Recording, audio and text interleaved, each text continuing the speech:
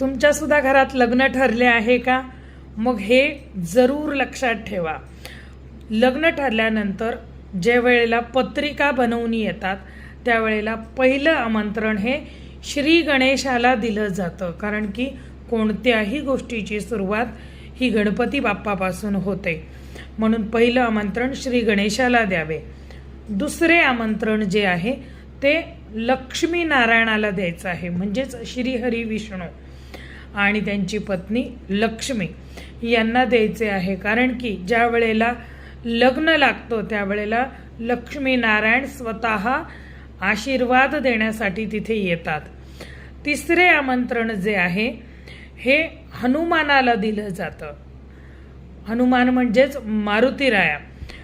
का तर कार्यामध्ये कोणत्याही प्रकारचे विघ्न येऊ नये म्हणून संकटमोचन हनुमान यांना तिसरं निमंत्रण दिलं जातं. चौथं निमंत्रण जे आहे हे आपल्या कुलदेवीला दिलं जातं. जी कोणती तुमची कुलस्वामिनी असेल त्या कुलस्वामिनीला तुमचं हे आमंत्रण दिलं जातं. त्यानंतर सगळ्यात शेवटी आमंत्रण दिलं जातं ते आपल्या पितृदेवतांना. आता पितरांना आमंत्रण कुठे देणार बरं? प्रत्यक्षात पितरांकडे कोणी जाऊ शकत नाही.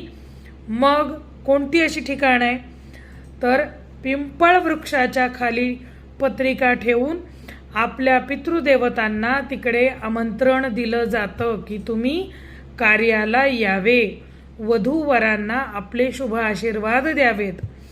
ह्या पहिल्या 5 मानाच्या पत्रिका दिल्यानंतर मग नातेवाईकांना पत्रिका द्यायच्या असतात. हे महत्त्वाची गोष्ट लक्षात ठेवावी.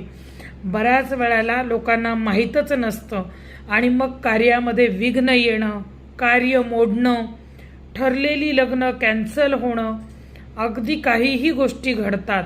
त्यामुळे या गोष्टी जरूर लक्षात ठेवा. पाहिजे तर कुठेतरी लिहून ठेवा. त्याची पुढच्या पिढीला सुद्धा ते उपयोगी पडतं. जय भवानी, जय जगदंबा.